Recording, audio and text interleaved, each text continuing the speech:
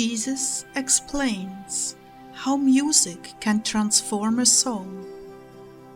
July 6, 2017. Words from Jesus to Sister Clare. Message given on June 14th. Spoken by Jackie. Jesus began, "You see, when you relax into the song, it takes you to a different place, Claire. You don't always have to fall asleep. You can let go into that deep place of contemplation and prayer. This is the secret, not putting it out, but letting it go from deep within. This is a secret to this kind of singing. It comes so naturally without strain. After a good warm-up, you can fall back into rest, contemplating your head on my chest, and let the music of your heart flow out onto me, where I too enter to this deep place of the communion of hearts, and everything you feel about me can begin to escape from that prison cell where you keep it all locked up. Lord, I wasn't aware that I was keeping anything in a prison cell, although I have felt that there's more and that it was tied up somewhere.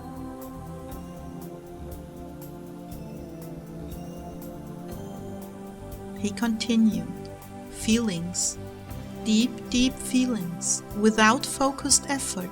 You move much too fast to inhale my love and become inebriated in me. This is a deep, hidden place within you, where you keep things locked up, when I want them flowing out into this very needy world. It's a matter of letting go, not capturing or producing, or gutting it out. Do you see? Kind of.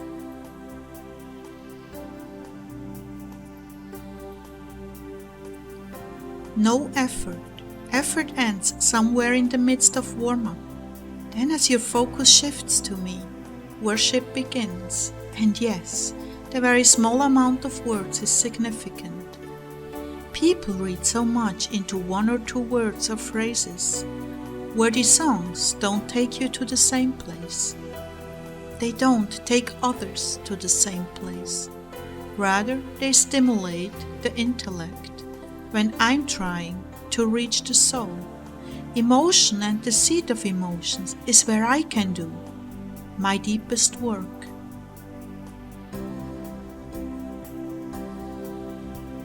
Music communicates where words leave off.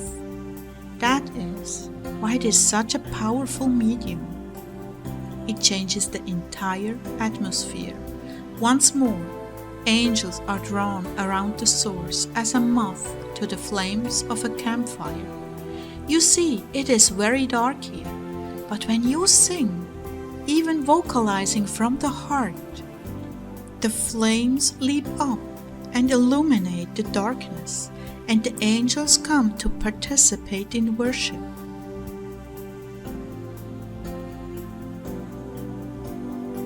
Oh, how I wish you could hear them. Truly it is something to behold. They are so very sensitive, Claire. The least little movement of worship enkindles in them the flames of devotion to me. Their voices sing Amen, Amen, Amen, yet without forming the words, and a wonderful harmony is created. Oh, how wonderful and sublime! I rejoice and am greatly comforted by these events.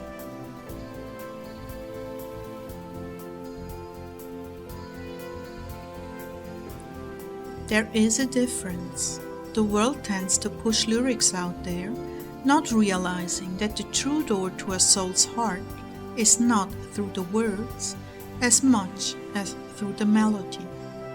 Yes, the words are important, but as I said before, when you get wordy, you lose contact with the heart and are going back into the intellectual realm, which it is better to bypass.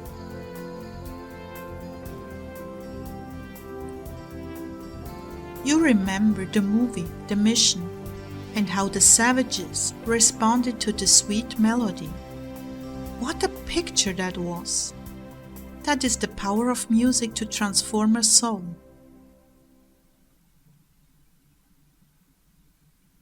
This is my gift to you, Clare. The melodies are very moving. You have a heart that stirs for melodies, and you can stir others into a flame through them in skillful playing and very simple singing. Isn't that just marvelous?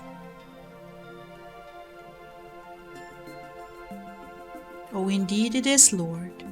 I have made it much too hard for myself.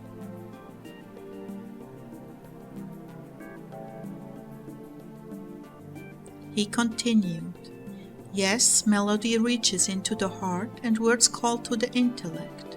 Not that they can't be used together in a skillful way, but that is where simplicity comes in. I know you have not understood that before, but now I'm opening this wisdom up to you. Draw my bride into my arms with your music. There I will heal and restore her. Let go.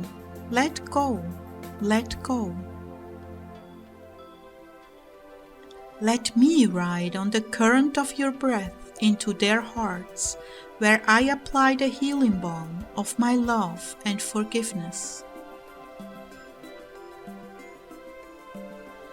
So few do not understand this supremely simple way of reaching souls, but this is the season for it. A spiritual renaissance, drawing my bride to a mountain of sweetness. So don't work so hard on the lyrics, that spoils it. You see, you have been sidetracking yourself by making clever lyrics rather than a simple few words I can enter their hearts with.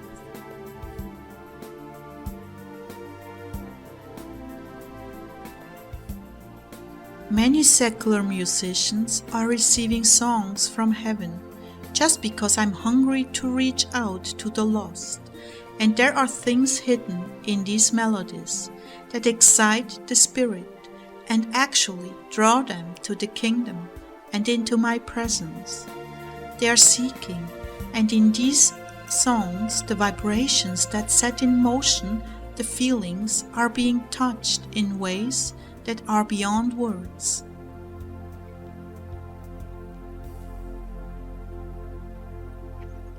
There are many songs from the 60s that actually paved the way for a spiritual renewal, breaking the fallow ground and plowing deeply man's needs to be released from the prison of conformity.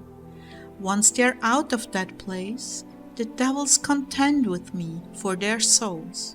But from this place of freedom, they can hear me much more clearly than they did under a cloud of condemnation and religious spirits.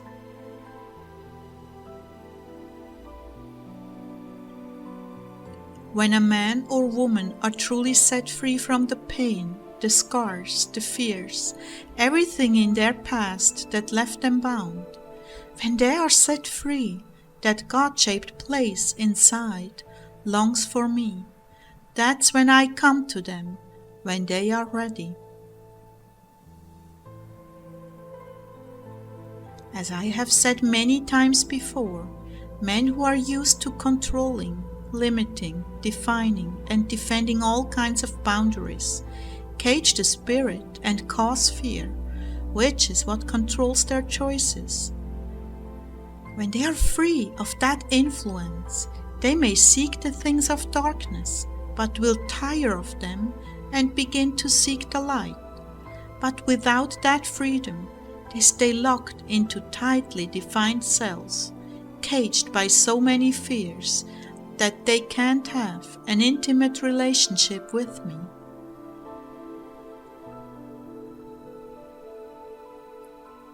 When they are set free, burned by the illusions and disappointments of darkness, they begin seeking the light and finding comfort there.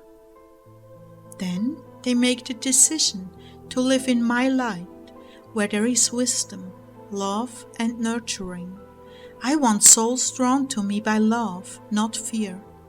Fear may work initially to bring them into the kingdom, but it will never bring them into my arms. Fear will cause them to keep their distance, while love will cause them to surrender to me and receive all I have to give them, in the secure knowledge that they are truly loved for who they are, right now, in present time, not loved for their works, loved for their beauty. How can I fail to love the beautiful creatures I made them to be? I cannot. The love that formed them in my Father's being calls out and draws them back to that Holy of Holies, forevermore united to me in supreme bliss.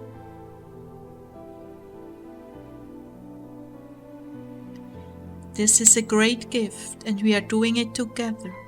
Go forth now with this new understanding, and we will create, through your sincere and gentle worship, a great fishnet for souls.